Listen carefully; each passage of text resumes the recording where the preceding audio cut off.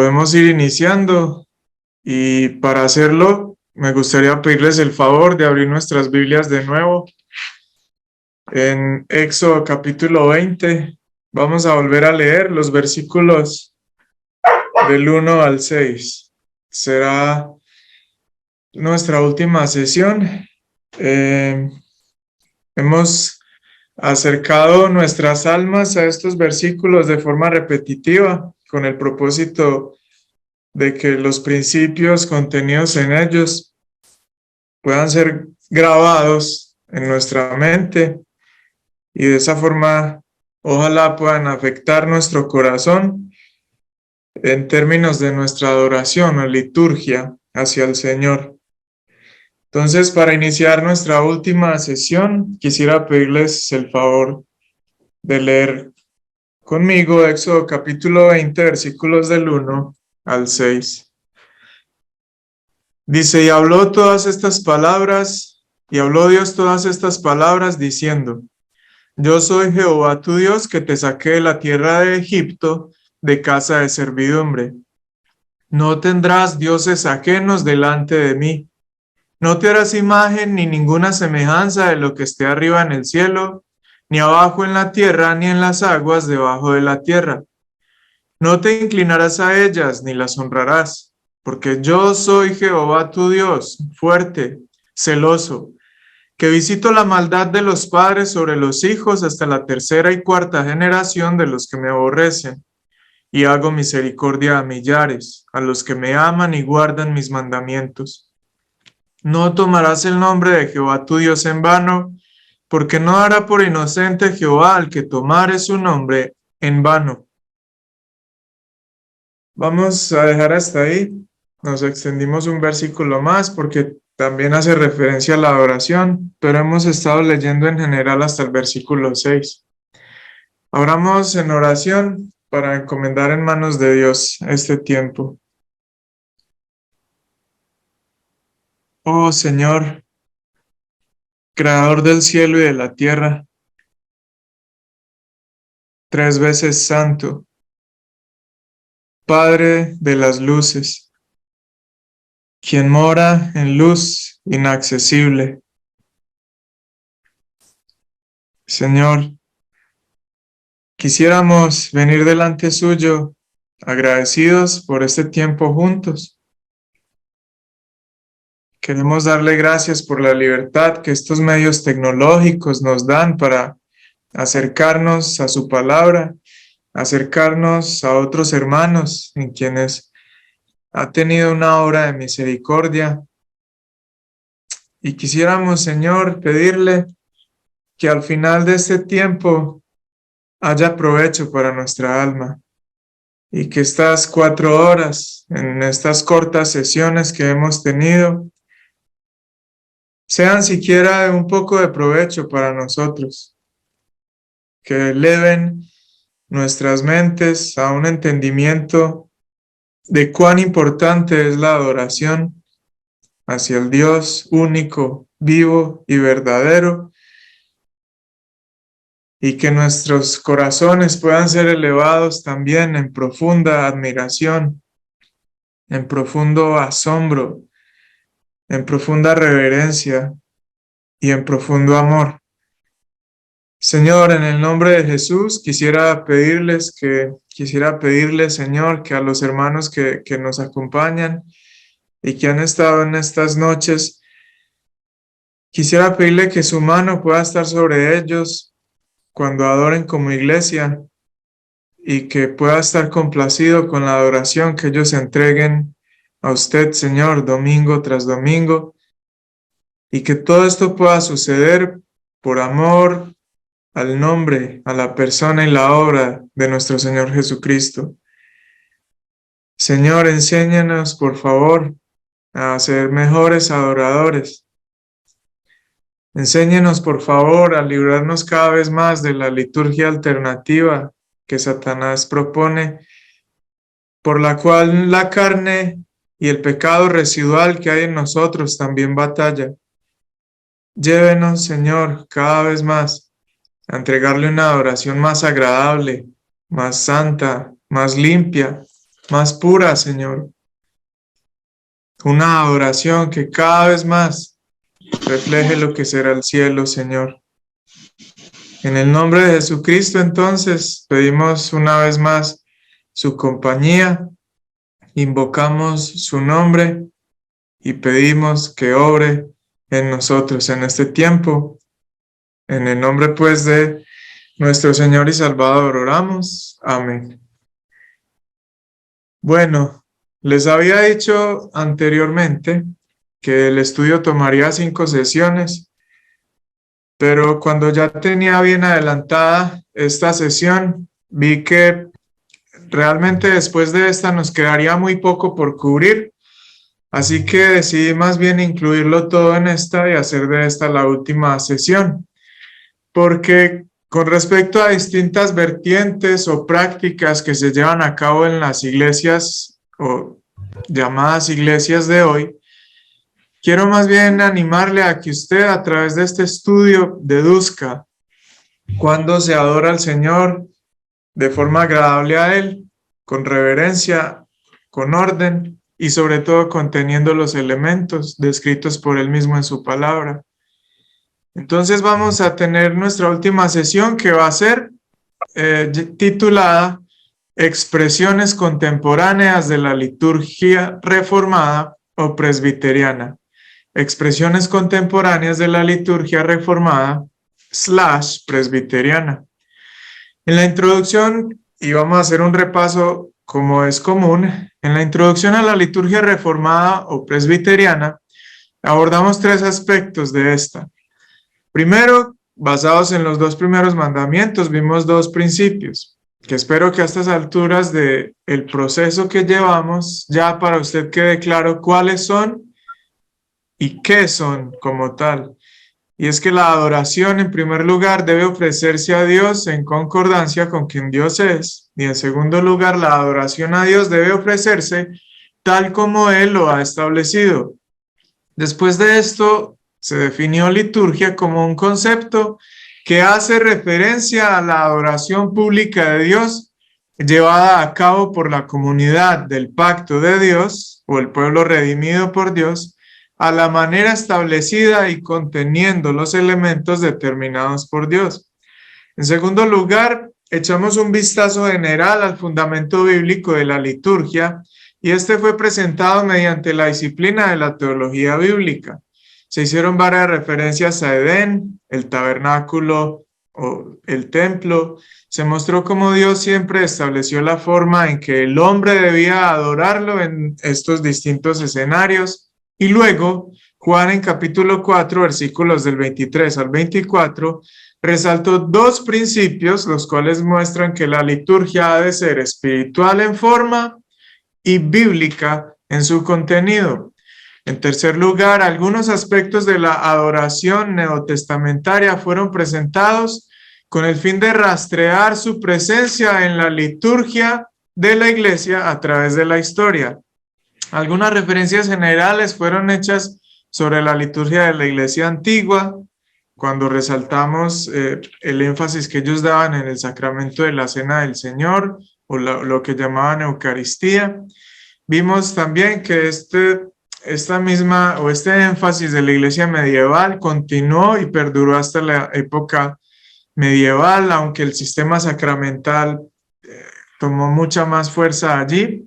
Y también analizamos 3 órdenes de adoración o 3 ejemplos de liturgia en la época de la Reforma. Observamos a Johannes Secolampadius, a Juan Calvino y a John Knox.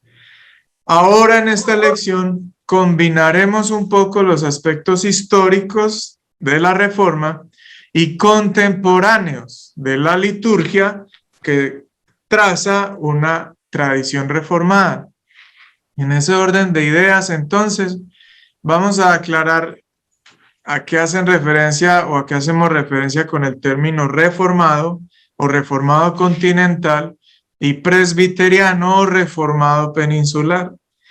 Entonces, para ver las expresiones contemporáneas de la liturgia reformada o presbiteriana, iniciemos echando un vistazo a la liturgia de la Iglesia Reformada Continental pero vamos a hacer un énfasis especial en la Iglesia Reformada holandesa y después les explicaré por qué. Bueno, debemos iniciar por decir que existe una gran confusión con respecto o en torno al término reformado. Cuando los cristianos emplean este término, usualmente hacen referencia o deberían al menos hacer referencia a mucho más que simplemente una doctrina de la salvación cristiana. Ser reformado no es únicamente creer en la doctrina de la soberanía de Dios en la salvación. Hablar de alguien reformado es hablar de alguien que históricamente tiene convicciones eclesiásticas particulares, hermenéuticas particulares bajo la teología del pacto y soteriológicas particulares, es decir, alguien que abraza la doctrina de la elección. Pero ser reformado les repito, es mucho más que simplemente creer en que Dios escoge al pueblo que ha de redimir. Es alguien que tiene convicciones eclesiásticas particulares, alguien que es presbiteriano y paido-bautista, al menos desde sus raíces históricas. Es alguien cuyo principio organizador del contenido de la Escritura no son las dispensaciones, sino que por el contrario son los pactos de Dios. Y es alguien que defiende fuertemente la soberanía de Dios y la libertad de Dios incondicional en la salvación. Por reformado, especialmente cuando hablamos de la tradición reformada, se hace referencia a un grupo de diversas ramas o reformas evangélicas protestantes dentro de Europa, y estas tuvieron lugar entre los siglos XVI y XVII. Cuando hablamos de reformado, hablamos de un espectro muy amplio de movimientos dentro de la reforma protestante, y cada una de estas reformas europeas tuvo exponentes destacados que sirvieron a la Iglesia de Cristo en lugares o regiones geográficas específicas. Por ejemplo, está Ulrich Zwingli, Henrik Bullinger, quienes sirvieron al Señor en Zúrich, en Suiza. Está Martin Butzer también, quien sirvió al Señor en Estrasburgo, antigua Alemania y actual Francia, aunque también tuvo relación con Suiza. Tenemos también a William Farel o Guillermo Farel, quien sirvió junto con Juan Calvino y Theodor Beza o Teodoro Beza en Ginebra, Suiza, entre otros. En general, creo que el punto es claro. Cuando hablamos de iglesias reformadas, hablamos de distintas familias dentro del continente de Europa. Hablamos, por ejemplo, de iglesias reformadas alemanas. Hablamos de iglesias reformadas francesas o iglesias reformadas suizas. Hablamos de iglesias con una tradición reformada muy marcada, y cuando abrazamos todo el grupo o la familia de iglesias reformadas, se suele utilizar un término particular, y ese término es iglesia reformada continental o tradición reformada continental. Esto se debe a que se llevaron a cabo dentro de, geográficamente hablando, lo que se conoce como la plataforma continental del continente europeo, como tal.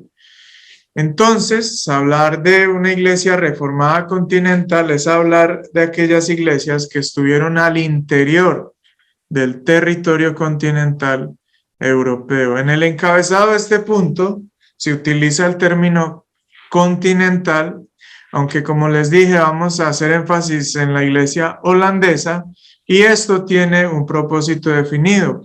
¿Por qué? Porque de forma interesante, la expresión de la reforma que tuvo lugar en Holanda fue una de las más completas en términos de influencia continental, y esto incluyó el aspecto de la liturgia de la iglesia. La iglesia reformada holandesa fue grandemente influenciada por los eventos teológicos sucedidos en la región del Palatinado en el siglo XVI. En primer lugar, la iglesia reformada holandesa abrazó de forma muy temprana el catecismo de Heidelberg como su estándar doctrinal.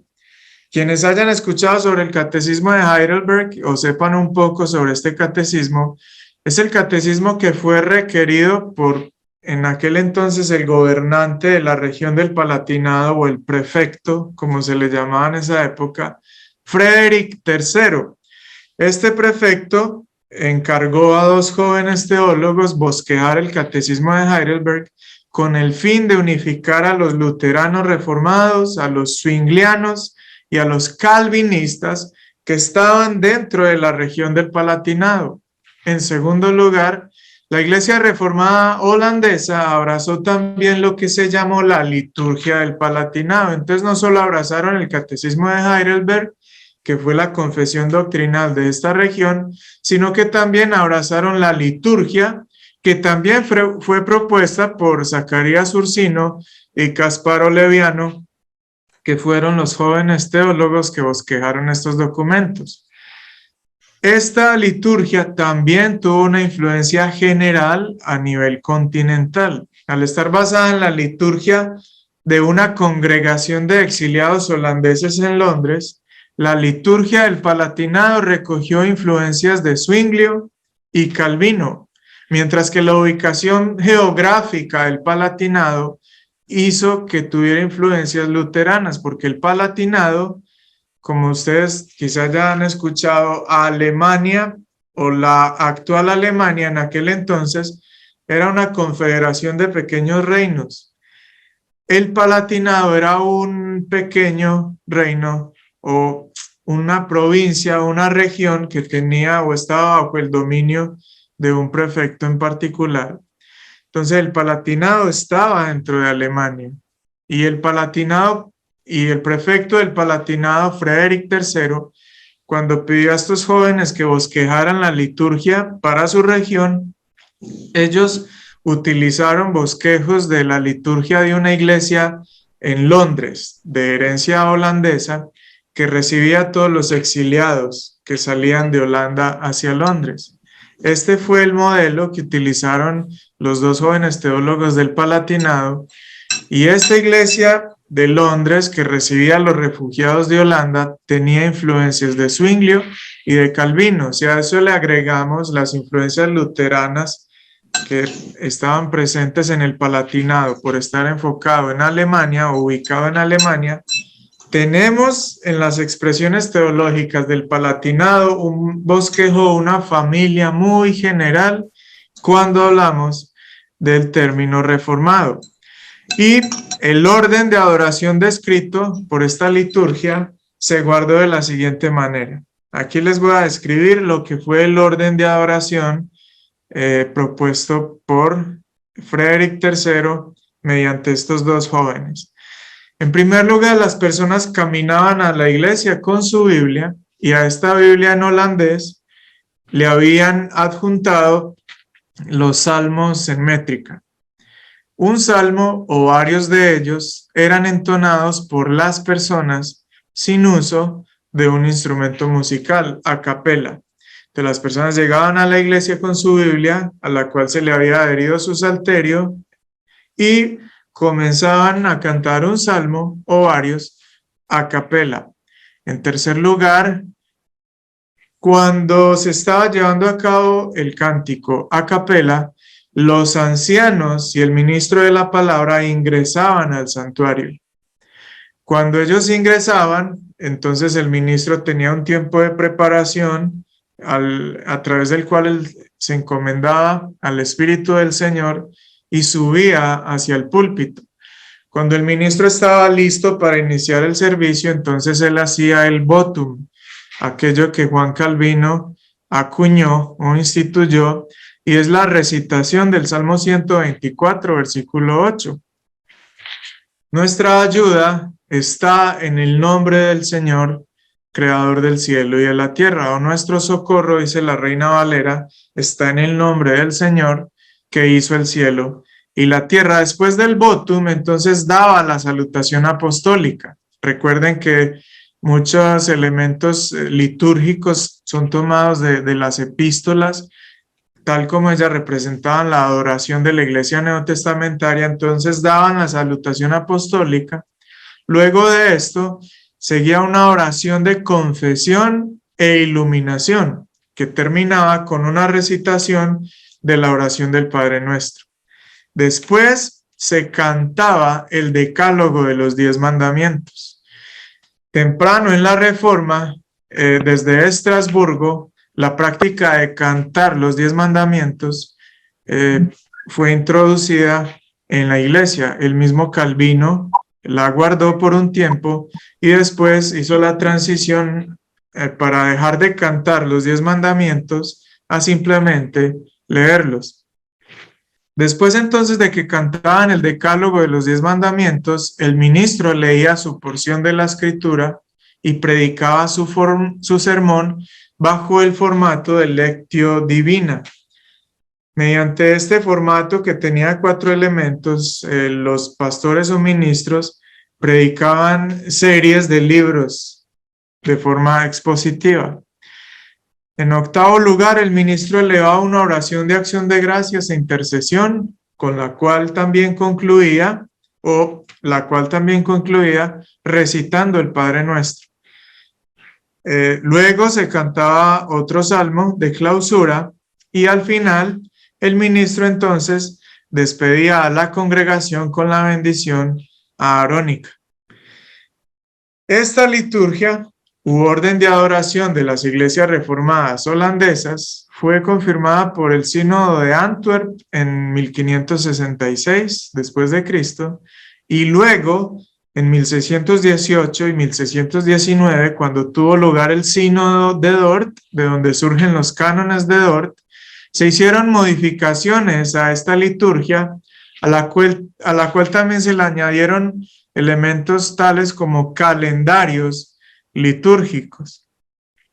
Algunas de estas modificaciones fueron retenidas por algunas iglesias hasta los años 1950, es decir, este tipo de liturgia más o menos duró 300 años, pero incluso más, porque algunas iglesias de tradición reformada holandesa continúan teniendo estas prácticas establecidas por el Sínodo de Dort en 1618 y 1619.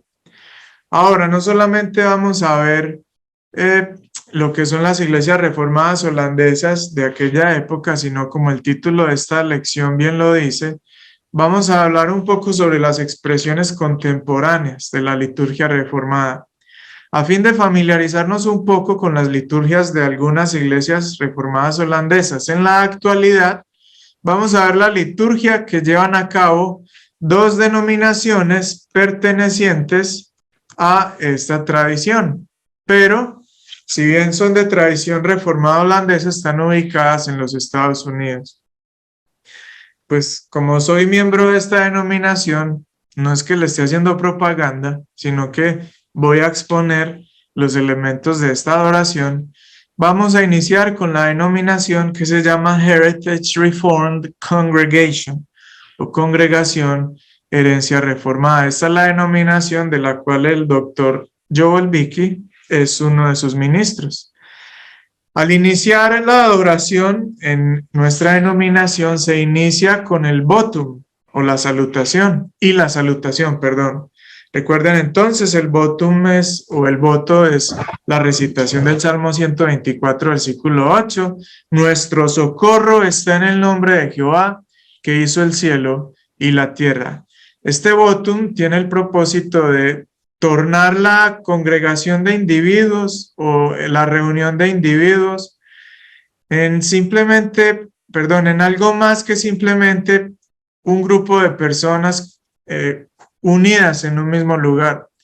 Cuando se expresa este voto, la reunión de inmediato se torna con un ambiente formal. Las personas en su mente son transferidas del estado de tranquilidad o de comunión con los hermanos y su atención es inmediatamente dirigida hacia qué es lo que hemos venido a hacer a este lugar. Hemos venido a invocar el nombre del Señor, a presentar una ofrenda de adoración agradable al nombre del Señor, y esto se hace bajo el socorro o la ayuda en el nombre del Señor, que hizo el cielo y la tierra. Después de que el ministro pronuncia el votum, entonces da la salutación. Y la salutación es la bendición inicial. Gracias a vosotros y paz de Dios nuestro Padre y del Señor Jesucristo. Amén. En tercer lugar, después de la salutación, viene el Salmo de Aperturas. Es el primer cántico. Después, la lectura de la ley del Señor. Después viene la lectura de las Sagradas Escrituras y la oración congregacional. Luego viene la entonación de un salmo, y este salmo coincide con la recolección de diezmos u ofrendas. Y después de esto sigue el ministerio de la palabra o el sermón. Después del sermón viene una oración. Después de la oración de acción de gracias y plenamente enfocada en lo que fue el ministerio de la palabra, sigue el salmo de clausura, en el cual también se tiene un tiempo conocido como ofertorio. En las iglesias reformadas holandesas, como ellos tienen varios ministerios y tienen, por ejemplo, el seminario, tienen la librería, tienen una editorial a través de la cual publican tratados evangelísticos, tienen ministerios a través de los cuales reparten literatura cristiana reformada a distintas partes del mundo. Entonces, estos diversos ministerios son sostenidos a través de distintos tiempos de ofrendas. Entonces, por ejemplo, un domingo se tienen 2 ofrendas. La primera ofrenda puede ir al fondo común de la iglesia y la segunda, por ejemplo, puede ser destinada al ministerio del seminario. El próximo domingo podemos decir, por ejemplo, que la primera ofrenda fue destinada hacia la librería, o la segunda ofrenda de ese domingo después puede ser destinada también al esparcimiento de literatura cristiana alrededor del mundo. Entonces, como tienen varios ministerios que son sustentados por la denominación y por la iglesia, hay 2 ofrendas cada domingo y las personas se preparan de antemano y dividen su ofrenda tal como consideren, otorgando o atribuyendo cantidades específicas a cada una de estas ofrendas. Después de esto está la doxología, que por lo general se canta el himno conocido como doxología, o se canta un salmo particular que es de alabanza al Dios Trino. Y al final está la benedicción o la bendición final. La segunda iglesia de tradición reformada holandesa que van a encontrar en su manuscrito es la Free Reformed Church of North America, Iglesia Libre Reformada de Norteamérica. Cuando ustedes encuentren el término libre en la etiqueta de una denominación, que de hecho sucede mucho en las iglesias escocesas o las iglesias inglesas, ese término libre es un término litúrgicamente cargado, porque el término libre hace referencia a que son iglesias cuya adoración está libre del libro de oración común, que es el libro que los anglicanos utilizaron para regular su liturgia bajo el mandato de los distintos reyes de Inglaterra a inicios de la década de los 1600. Entonces las iglesias presbiterianas o reformadas de Escocia o Inglaterra, para protestar contra el libro de orden común y su carga litúrgica, entonces añadieron el término libre a su nombre o etiqueta. La Iglesia Libre Reformada de Norteamérica es una iglesia que es de forma interesante, pero está asociada con la tradición reformada holandesa. Ellos también inician con el votum y la salutación. Sigue con la entonación de un salmo, la lectura de los 10 mandamientos, tienen oración congregacional, siguen con la entonación de un salmo, tienen la lectura de las Santas Escrituras y luego el sermón, siguen con la entonación de un salmo, después tienen el momento del ofertorio y siguen con doxología y bendición final o benedicción. Ustedes van a encontrar un poco de descripciones con respecto a cada uno de estos ítems en su manuscrito y pueden observarlo con mayor detenimiento.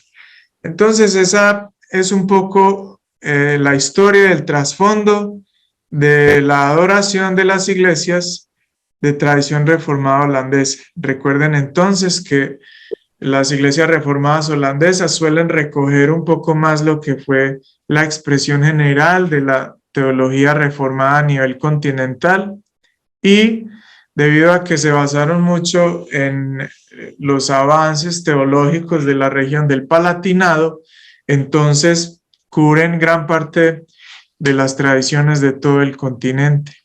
Es una adoración simple, sencilla, pero al mismo tiempo reverente, muy reverente.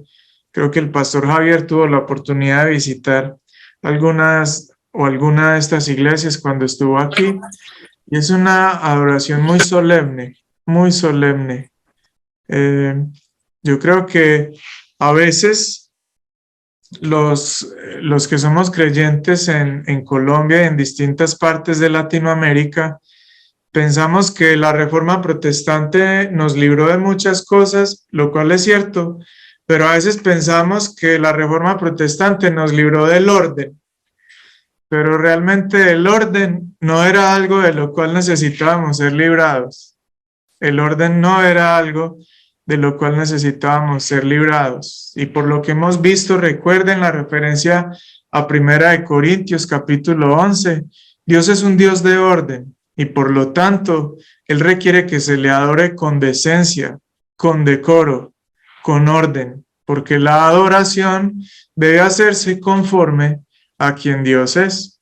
Entonces, si alguno de ustedes tiene un concepto negativo o erróneo del orden, creo que esta es una oportunidad para que se cuestione eso, porque si bien se nos comunica todo el tiempo que el orden es algo malo, no es malo el orden cuando se trata de adorar a Dios con reverencia y con decoro. Ahora, el propósito tampoco es caer en el otro extremo como caen algunos anglicanos o algunas iglesias reformadas holandesas que tienen lo que se llama alta liturgia. Y es que es demasiado en cuanto a los elementos de la adoración y a la repetición. Yo les cuento que estando aquí en Grand Rapids, una vez visité una iglesia y su liturgia era tan alta y tan sofisticada y tan repetitiva al mismo tiempo que me hizo traer a la memoria mis tiempos de niño cuando fui criado o cuando asistía a la Iglesia Católica Romana. Yo creo que el orden tiene que también llevarse con libertad y con entendimiento de que, como le dijo el Señor Jesucristo a la mujer samaritana, la adoración y la liturgia que Él requiere hoy es una liturgia en espíritu. En el Antiguo Testamento el orden estaba muy cargado de significado y el orden era extremadamente importante. Y ya vimos un poco las razones por las cuales esto era así. Pero lo que el Señor le dijo es que el orden de las ceremonias y las leyes sacrificiales del Antiguo Testamento no solamente tuvieron su cumplimiento en Jesucristo, sino que apuntaban a Él. Y que detrás de ese orden y de ese conjunto de leyes había un principio espiritual, había un principio espiritual.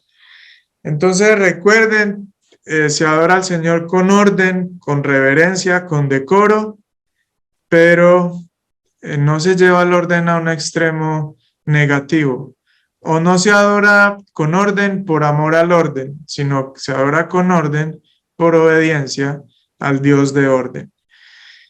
Bueno, imagino que a esta altura de la clase o del curso usted ya debe estarse preguntando, bueno, ¿cuándo vamos a hablar de la liturgia de la iglesia presbiteriana? Bueno, este es el momento. Y en el segundo punto de la lección de hoy abordaremos la liturgia de la iglesia reformada, presbiteriana o / peninsular.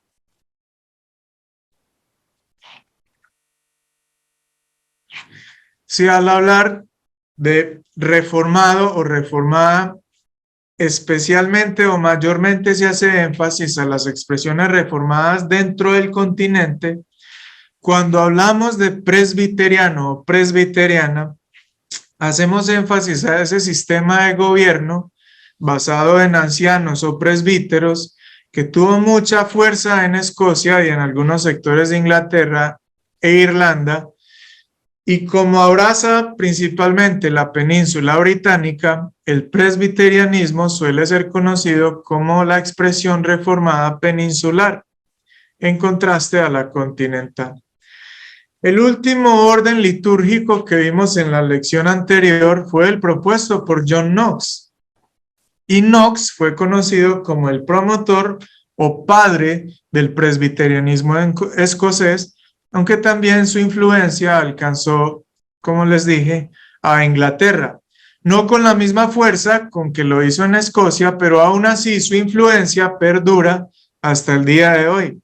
Al hablar de la liturgia presbiteriana, lo primero que ha de llegar a la mente de todo presbiteriano es el Directorio de Adoración Pública de Dios, bosquejado por los delegados ingleses, escoceses e irlandeses que se juntaron en la Abadía de Westminster entre los años 1643 hasta el 49, dado que los delegados de Westminster pertenecían a diversas afiliaciones denominacionales. Algunos eran anglicanos no conformistas, aunque decir no conformista en 1643 sería un anacronismo, pues el acta de conformidad estuvo en 1600, emitida en 1662, pero ya en 1640 había signos de no conformidad con el estado de la Iglesia anglicana.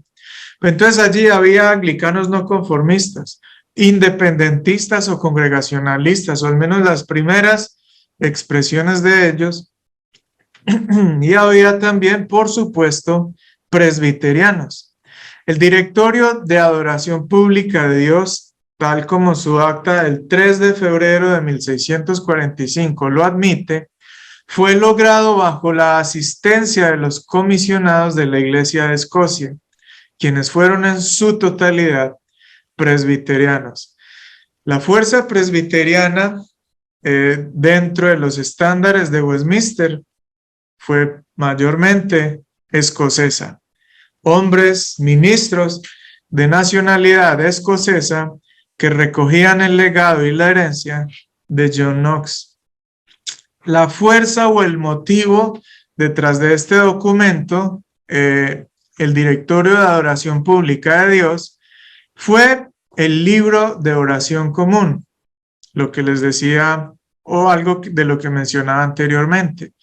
Y dicen quienes bosquejaron el Directorio de Adoración Pública en 1645, que lo hicieron porque el libro de adoración común y sus muchas ceremonias no provechosas y gravosas, las que estaban contenidas allí, han causado mucho daño, tanto al inquietar las conciencias de muchos ministros y personas piadosas que no podían someterse a ellas, como al privarles de las ordenanzas de Dios de las que no podrían disfrutar sin conformarse o suscribir esas ceremonias, suscribirse a esas ceremonias. El directorio, después del prefacio, trata con temas tales como el comportamiento de la congregación durante el servicio, la lectura pública de las Sagradas Escrituras, la oración pública antes del sermón, la predicación de la palabra, la oración después del sermón, la administración de los sacramentos, observancia del Día del Señor, entre otros. A través de estos distintos temas, se puede percibir un orden de adoración específico dentro del directorio de adoración pública de Dios. Vamos a tratar de hacer lo mismo que hicimos con la Iglesia Reformada Holandesa de la época del siglo XVI. ¿Cómo adoraban o cómo sugiere el directorio de adoración que debe adorar una iglesia presbiteriana? Bueno, las personas deben llegar a la iglesia habiendo preparado sus corazones de antemano y en una actitud de reverencia. El ministro de la palabra ejerce un llamado sobre las personas para que éstas adoren el gran nombre de Dios. Este es el origen o continuidad, porque ya muchos lo hacían, del llamado a la adoración. El ministro entonces, después de que llama a las personas a la adoración, abre el servicio con oración.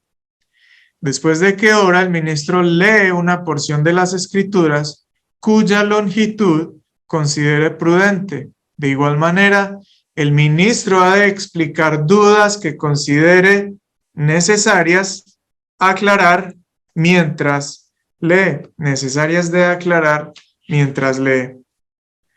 En quinto lugar, después de que el ministro ha leído las Escrituras, entonces debe elevar una oración conteniendo aspectos de confesión de los pecados de la congregación, propagación del reino en segundo lugar, intercesión por el rey. En aquel entonces, sugiere el directorio de adoración, se debía orar por las autoridades, por el estado espiritual del rey, por las convicciones doctrinales del rey, por la sabiduría que el rey debía ejercer al momento de reinar sobre el pueblo. En cuarto lugar, se debe incluir confianza en el Señor Jesucristo, en que por su persona y por su obra, todo aquello que se haga en el servicio de adoración será agradable y recibido por el Señor. Y el último aspecto dentro de la oración pública es iluminación y denuedo para el predicador. Iluminación y denuedo para el predicador. ¿Por qué? Porque el siguiente elemento es la predicación de la palabra de Dios. El directorio mismo sugiere la forma en que la palabra debe ser predicada. Debe ser predicada arduamente, debe ser predicada sencillamente, entendible, comprensible para todos. Debe ser predicada fielmente, sabiamente, reverentemente y amorosamente. 6 características que el directorio de adoración pública da con respecto a la predicación de la palabra de Dios. En séptimo lugar, debía elevarse una oración después del sermón conteniendo los siguientes elementos: gratitud, propagación del reino y preparación para la muerte y el juicio de Dios. Es muy interesante que al cerrar el sermón, el ministro debía orar porque las personas que le escucharon estuvieran preparadas para morir. Pues después de ese servicio, realmente no se tiene o no se tendría plena certidumbre de que se podría asistir al siguiente servicio. Es decir, esa palabra tenía que acercar a las personas al trono de Dios y acercarlas a lo que es el veredicto que ellos tendrían una vez muriesen, que es lo que dice Pablo en Corintios: para algunos es olor a vida y para otros es olor a muerte. En octavo lugar se entonaba un salmo y en noveno lugar se despedía la congregación mediante la benedicción.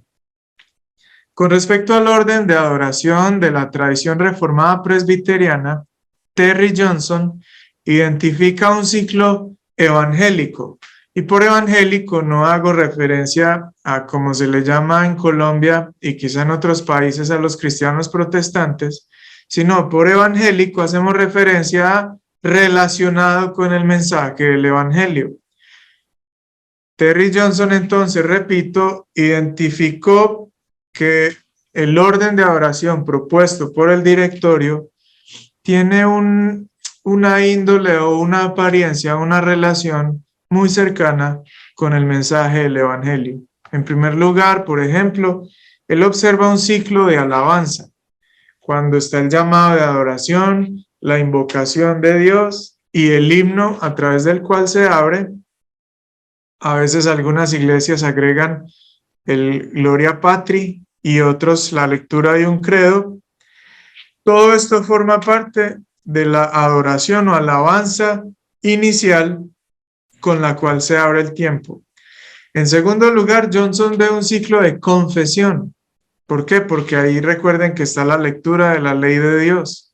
Está una oración a través de la cual se debe confesar y pedir perdón por los pecados, y también en esta oración se le debe conceder o se le debe comunicar a las personas que todo aquel que atraviese o experimente un arrepentimiento verdadero, entonces también experimentará seguridad del perdón. En tercer lugar, hay un ciclo de los medios de la gracia. Entonces llevamos alabanza, confesión, y el tercer ciclo son los medios de la gracia. Estos medios son las oraciones de intercesión, el uso de los sacramentos, la lectura de la escritura y, por supuesto, el sermón. Y en cuarto lugar, Johnson identifica un ciclo de acción de gracias y benedicción. El himno de clausura, la recolección de ofrendas y la benedicción o salutación final forman parte de la acción de gracias en torno a lo que el Señor ha hecho por su pueblo. Entonces, es muy interesante este ciclo porque comunica mucho con respecto a la adoración. Recuerden que al finalizar la lección en la que vimos o en la que estudiamos el fundamento bíblico de la liturgia, terminamos diciendo que el Señor Jesucristo era la expresión más perfecta de la liturgia de Dios.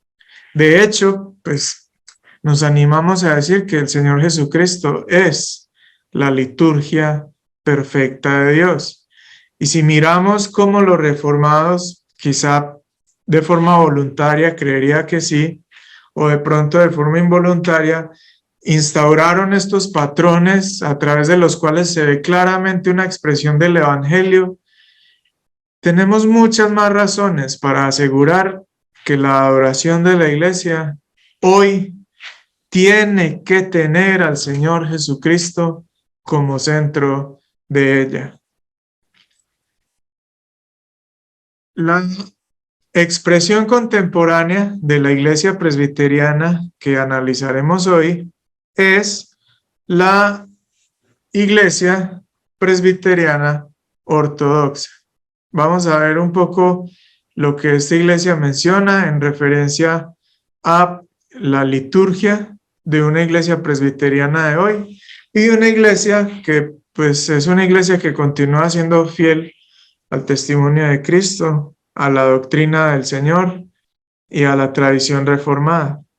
La iglesia presbiteriana ortodoxa en la actualidad divide los elementos de adoración en dos grupos. Primero, reúnen los elementos que hablan de parte de Dios hacia el pueblo. Y en segundo lugar, reúnen los elementos en un grupo que hablan de la parte del pueblo hacia Dios. Con respecto a la forma en que Dios se comunica con el pueblo, está el llamado a la adoración, hecho por el ministro de la palabra, y cuando la gente recibe ese llamado por parte de Dios a través de su palabra, entonces la congregación responde mediante un canto u oración o ambos. También otra forma a través de la cual el Señor se comunica con su pueblo es la lectura pública de la palabra de Dios, hecha también por el ministro de la palabra y cubre porciones tanto del Antiguo Testamento como del Nuevo Testamento. Luego tenemos la predicación de la palabra de Dios, que es un elemento indispensable en la adoración pública de Dios. Está hecha o es llevada a cabo mejor para la salvación de los pecadores y la edificación de los santos de Dios. Allí en este ejercicio el predicador sirve como un embajador de Dios.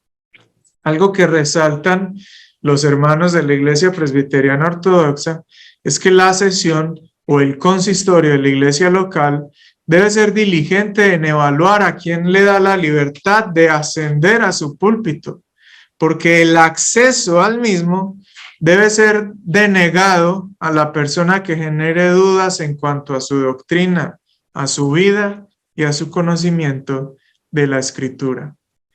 Tenemos también los sacramentos como parte de la comunicación de Dios hacia el hombre, pues ellos son señales y sellos visibles del pacto de Dios. Y estos sacramentos son, como ya lo sabemos, el bautismo y la cena del Señor.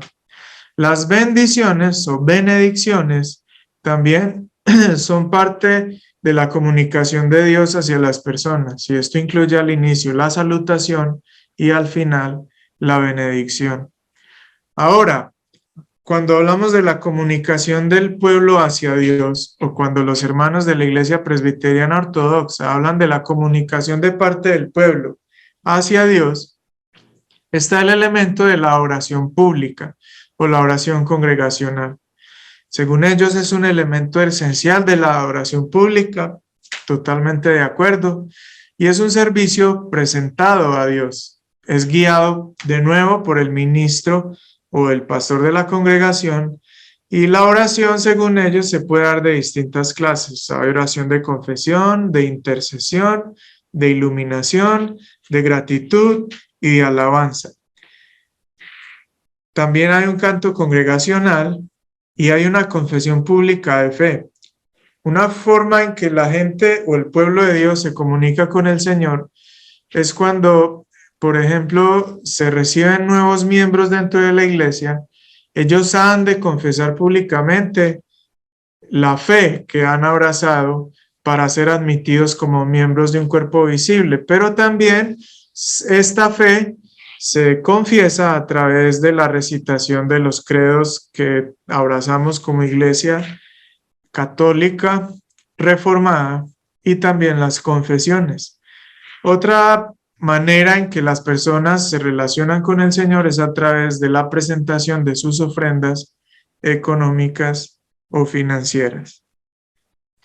Esos son los elementos que promueve la Iglesia Presbiteriana Ortodoxa.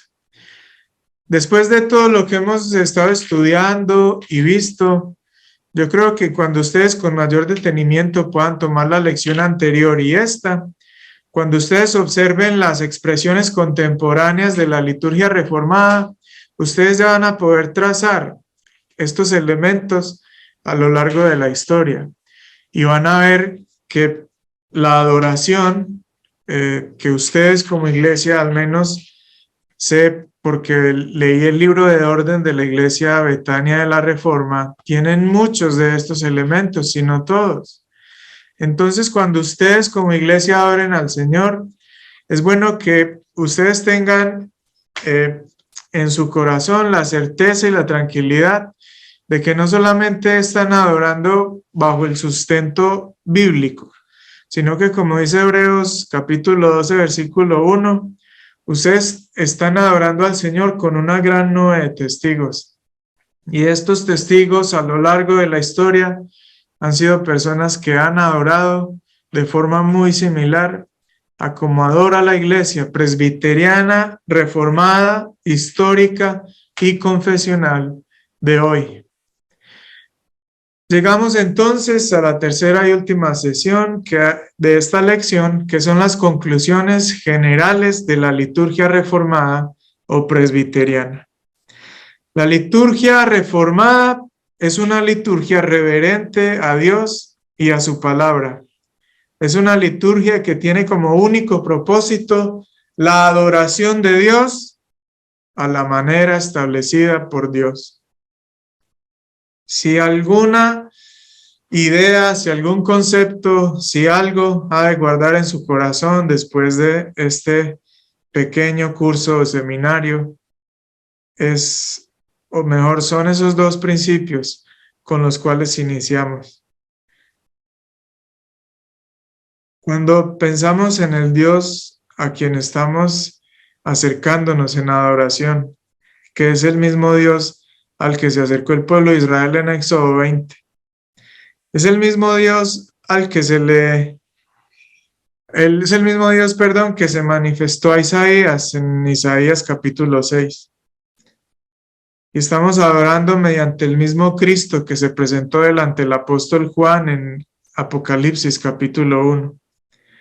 Cuando tenemos una mejor idea de quién es el Dios al que nos estamos acercando a través de nuestra adoración, entonces vamos a repensar mucho de lo que hacemos como iglesia con respecto a nuestra expresión de adoración hacia Él. Realmente, cuando pensamos en el Dios que tenemos, cuando pensamos en el Dios que nos ha salvado, que nos ha llamado, que nos ha adoptado como sus hijos, que nos ha hecho parte de su pueblo, tenemos que pensar como si estuviésemos pisando Tierra Santa y deberíamos quitar nuestros zapatos o nuestros calzados de nuestros pies. Hablo figurativamente hablando. Nuestro Dios es majestuoso, es asombroso. Nuestro Dios no tiene igual. A Él es a quien nos acercamos en adoración. Entonces, que la reverencia y el temor se conjuguen con nuestro amor y nuestra gratitud hacia el Señor y produzcan una adoración agradable a Él, ofrecida siempre, siempre, mediante los méritos de la persona y obra de nuestro Señor Jesucristo. Quisiera terminar leyéndoles una cita de nuevo de Terry Johnson, que es uno de los académicos presbiterianos prominentes en el aspecto de la liturgia y adoración reformada. Él dice lo siguiente: los servicios dominicales de la Iglesia han de ser, de forma diferenciada y consciente, servicios de adoración. Su integridad como tal no debería ser negociada en nombre de otras cosas. Otros fines nobles, tales como evangelismo, comunión y estudios bíblicos, así sean importantes, no deben deformar los servicios y convertirlos en algo más, tales como un concierto, tiempo de cánticos, conferencias, oraciones de reclutamiento, grupos de apoyo o terapia. Los elementos de la adoración deben ser mantenidos en una proporción bíblica. Los elementos extrabíblicos deben ser excluidos y Dios debe permanecer siempre como el enfoque de nuestra adoración sin ninguna ambigüedad. Los servicios de la mañana y noche deben ser conforme a la Escritura y, en consecuencia, simples, espirituales y reverentes. Quisiera invitarles a que terminemos nuestro tiempo juntos en oración, buscando el rostro del Señor, y después de la oración se puede abrir el tiempo de preguntas o comentarios.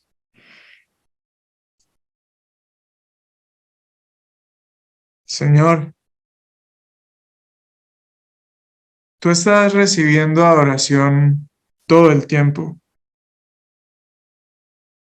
Creaste seres angelicales para que por siempre estén delante suyo, adorándole, glorificándole, exaltándole y reconociendo su grandeza. Aún así, los ángeles no recibieron el privilegio que nosotros recibimos de ofrecerle una adoración a través de nuestro Señor Jesucristo, el Rey de Reyes y Señor de Señores. Los ángeles son testigos, Señor, de cómo pecadores con una maldad tan profunda han sido convertidos en adoradores y de cómo el Señor Jesucristo se relaciona con nosotros y de cuánto deseamos amarle y agradarle y a través de él presentar toda nuestra vida en ofrenda de adoración a usted, Señor.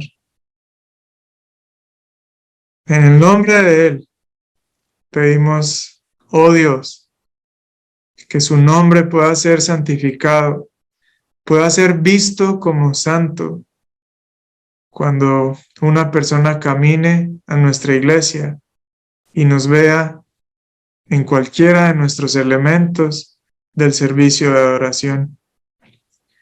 Que cualquier persona que camine a nuestro santuario o nuestro edificio pueda inmediatamente exaltar su santidad, Dios, exaltar su carácter, su majestad,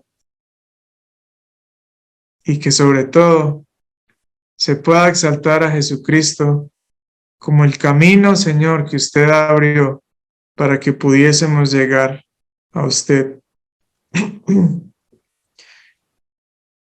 No siendo más, Señor, en el nombre de Jesús, le pedimos que nos permita seguir creciendo en nuestro entendimiento de la adoración, de la liturgia, y que este curso sea apenas un abrebocas para que sigamos creciendo, sobre todo en una adoración agradable a usted, Señor.